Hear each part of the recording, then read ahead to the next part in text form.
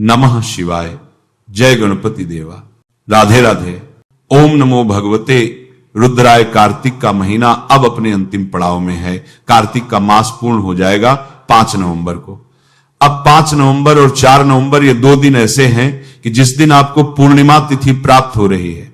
मन में ये शंका है कि 4 नवंबर को पूर्णिमा का व्रत करें अथवा 5 नवंबर को कार्तिक पूर्णिमा का व्रत करें। हमें कब पूर्णिमा व्रत करना चाहिए? तो कार्तिक पूर्णिमा का व्रत ध्यान में रखिएगा कि 4 नवंबर को जो पूर्णिमा है वो रात्रि को 10:35 पर प्रारंभ हो रही है और 5 नवंबर को यह पूर्णिमा तिथि 6:48 संध्या काल के समय पूर्ण हो रही है।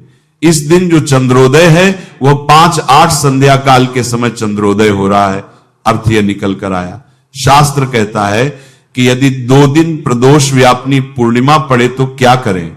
तो बोले प्रदोष व्यापनी नक्त तिथ ही व्याप्तिर दिनदुआ व्याप्ति वात वांश व्याप्ति सामर्थ्य सर्वोत्तरा। अर्थात कि शास्त्र कहता है कि यदि आपको प्रदोष व्यापनी तिथि कम मिलती हो तो आपने पहले ही दिन पूर्णिमा व्रत करना चाहिए, किंतु यदि अगले दिन भी आपको पूर्णिमा तिथि पर्याप्त रूप से मिल रही है तो आपने अगले ही दिन उदय व्यापनी तिथि में पूर्णिमा का व्रत करना चाहिए और चंद्रोदय तक पूर्णिमा तिथि व्याप्त रहनी चाहिए।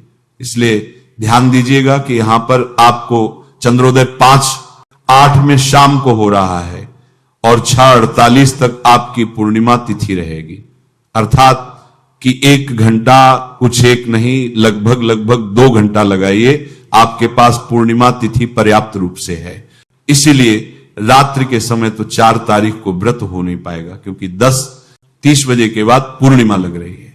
इसलिए अगले ही दिन उदय व्यापनी तिथि में आपने पूर्णिमा का व्रत करना है और 5 नवंबर को ही कार्तिक पूर्णिमा का व्रत किया जाएगा। अब ये कार्तिक पूर्णिमा व्रत क्यों श्रेष्ठ है?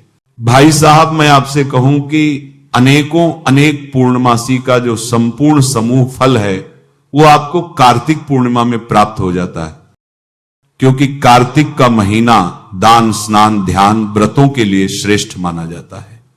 समस्त व्रतों की सिद्धि पूर्णिमा में यदि कहीं पर प्राप्त होती है वह कार्तिक पूर्णिमा में हो जाती है। इसलिए हमारे गुरुजी कहते थे यदि आप साल भर में कोई पूर्णिमा ना कर पा रहे किसी कारण से तो आप एक बार वर्ष में कार्तिक पूर्णिमा को जरूर कर लीजिए। संपूर्ण पूर्णिमा का फल आपको केवल एकमात्र कार्तिक पूर्णिमा व्रत करने से प्राप्त हो जाता है।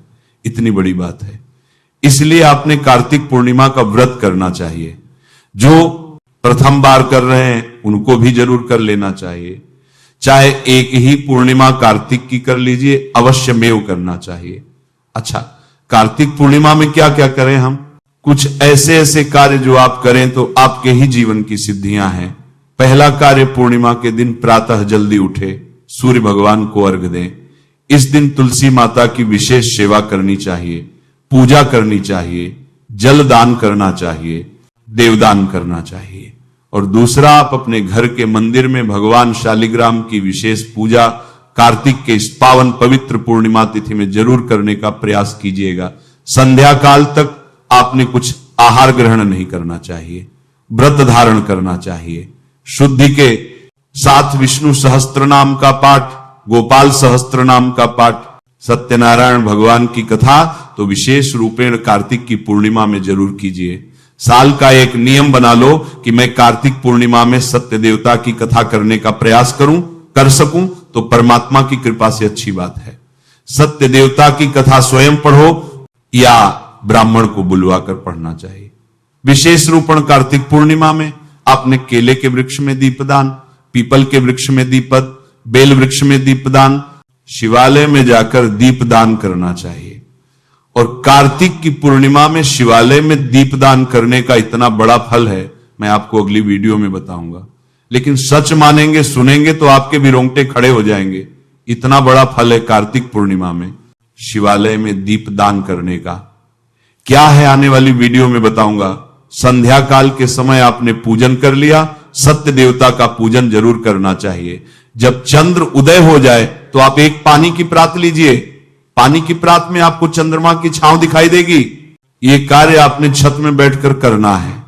यदि आपकी छत की व्यवस्था है तो आप एक परात में पानी भरिए, उसमें चंद्रमा की छांव दिखाई देगी। उसमें ही आपने एक लोटे में जल में दूध डालना है और चंद्रदेव को अर्घ्य देना है। चंद्रदेव को अर्घ्य देने के तदुपरांत आपने चंद्रमा को घृत का दीप लगाना है, घी का दिया लगाना है और घी का दिया लगाकर आपने चंद्रमा को प्रणाम करना चाहिए। चंद्रमा को प्रणाम करना चाहिए। अर्घ देने का मंत्र मैं आपके स्क्रीन में दे रहा हूं। आप ओम श्राम श्री सोम सोम सह चंद्रम से नमः, ओम सोम सोमाय नमः अथवा दधि शंकत शाराभम चिरोदार संभवम नमामि शसनम सोम संभौर मुकुट भूषणम, इन मंत्रों के माध्यम से आप चंद्रदेव को अर्घ्य आदि दे सकते हैं। तो ये मंत्र प्रयोग करके चंद्रमा को अर्घ्य दीजिए। 3 परिक्रमा कीजिए। घृत का दीपदान आप चंद्रमा के लिए कीजिए। प्रार्थना कीजिए कि मेरे घर में सदैव मनो शांति बनी रहे, क्योंकि चंद्रमा मन के स्वामी है। चंद्रमा मनसो पूर्णमास्या शशिपति, क्योंकि पूर्णमासी के जो देवता है वह चंद्रमा है। इसलिए चंद्रमा को विशेष पूजन करना चाहिए। चंद्र पूजन इत्यादि करने के तदुपरांत फिर आपको भोजन ग्रहण करके अपनी पूर्णिमा का व्रत पूरा करना चाहिए। पूर्णिमा का व्रत सफल कब होता है? होता है जब आप 3 कार्य करते हैं। 3 कार्य, पहला कार्य स्नान, दूसरा कार्य अर्घ्यदान, तीसरा कार्य आप अपने हाथों से दान पुण्य कर दें। तो इन 3 कार्यों से आपका पूर्णिमा व्रत सफल हो जाता है। आशा करता हूं कि 3 कार्य पूर्णिमा में कर सको। अच्छी बात है। पूर्णिमा का नियम ले चलो और जैसा जैसा शास्त्रोक्त विधान से मैंने आपके सामने प्रस्तुत किया, उन विधि के माध्यम से आप पूर्णिमा करने का प्रयास कीजिए। 5 नवंबर कार्तिक पूर्णिमा दिन याद कर लीजिएगा। ये दिन, ये अवसर बार बार प्राप्त नहीं होता है साहब। इसलिए पूर्णिमा में जहां भक्त चंद्रमा का पूजन करेगा, विष्णु भगवान का पूजन करेगा, पूर्णिमा का व्रत करेगा, सत्य देवता की कथा करेगा, वहीं पर एक शिव भक्ति क्या करेगा? शिव भक्त का जीवन भगवान शिव है। शिव भक्ति की आत्मा भगवान शिव है। इसलिए शिव ही सब कुछ है, शिव ही सर्वे सर्वा है। एक शिव भक्त के लिए शिव से बढ़कर कोई दूसरी आस्था नहीं, कोई दूसरा रास्ता नहीं।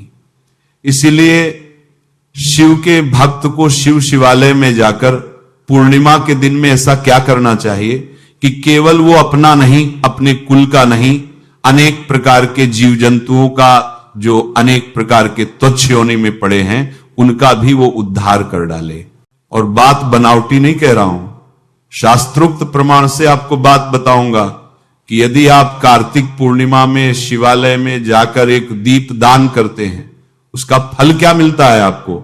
सुनिए ध्यान से। लिखा हुआ है कि पौर्णमास्याम तो संध्यायाम कर्तव्यास त्रिपुरोत्सव, द्यादनेन मंत्रण प्रदीप सुरालय कीटा पतंगा मकास वृक्षा जल स्थले विचती जीवा दृष्टवा प्रदीपम नच जन्म भागिनो भवंत नित्यम स्वपजाह विप्राह। क्या बात लिखी है, इतना सुंदर कहा है कि यदि पूर्णमासी की संध्या काल के समय कर्तव्यस्थ त्रिपुरोत्सव, त्रिपुरोत्सव का भावार्थ है कि कार्तिक पूर्णिमा के दिन भगवान श्री देवाधिदेव महादेव ने तारकासुर के 3 पुत्र विद्युतमाली, तारकाक्ष और कमलाक्ष, इन तीनों का वध किया था। आर्क कर समझो महादेव में बोल, इन तीनों को त्रिपुरासुर कहा जाता था। त्रिपुरासुर वध करने के कारण भगवान शिव का नाम त्रिपुरारी पड़ा था। इसलिए कार्तिक पूर्णिमा के दिन तीनों का वध किया था। तो शास्त्र कहता है कि कार्तिक पूर्णिमा के दिन जो त्रिपुरोत्सव मनाता है, अर्थात शिवालय में जाकर बाबा को पहले जल चढ़ाता है, शिव नाम का उच्चारण करता है और संध्या काल के समय प्यारा सा एक दीपदान शिवालय में करके आता है, क्या होगा? बोले अपनी मुक्ति होगी, पितरों को धन्य कर देगा। लेकिन सबसे बड़ी बात, बोले कीटा पतंगा मशकास वृक्षा जले स्थले विचरती जीवा दृष्टुआ प्रदीपम नच जन्म भागिनो भवंत नित्यम सोपचाह विप्रा। कितनी सुंदर बात है। लिख दिया है कि जो भी जीव जंतु आपके उस दीप को देख लेते हैं, जो आपने दीप शिवालय में जाकर दान किया था, उस दीप का दर्शन करने से, बोले कोई कीट है, पतंग है, मच्छर है, वृक्ष है, जल स्थल में कोई भी विचरने वाला प्राणी प्राण यदि उस शिवालय में जलते हुए दीप का दर्शन कर ले, तो बोले उसका पुनर्जन्म नहीं होता और वह स्वपच योनि से तर कर मानो कि विप्र समान ब्राह्मण के तुल्य हो जाता है। इतना श्रेष्ठ फल है पूर्णिमा में शिवालय में जाकर दीप दान करने का, तो चूकना क्यों है। शास्त्र कह रहे हैं कि कार्तिके पूर्णिमायाम तो यह कुर्यात दीप दानकम सया शिव लोकम में त्रिपुर दहनम स्मरणम त्रिपुरासुर। अर्थात हे त्रिपुरारी, हे देवाधिदेव, हे महादेव, आपके सानिध्य में मैं यह दीप दान कर रहा हूं। उद्धार करना बाबा, बस उस दीप दान का जो दर्शन करके जाएगा वह मुक्त है, वह धन्य है। बिना कहे महादेव कल्याण कर देते हैं। इसलिए मैं कहा करता हूं, पिता के हाथ से कन्यादान और भक्त भक्ति के हाथ से शिव शिवालय में दीपदान बड़े भाग्य से प्राप्त होता है। इसलिए यह कार्य जरूर कीजिएगा। कल्याणकारी कार्य है, मोक्षकारी कार्य है जीव जंतुओं के लिए भी। तो कार्तिक की महापूर्णिमा में यह महान कार्य शिव भक्तों को जरूर चाहिए। नमः शिवाय। जय गणपति देवा। राधे राधे।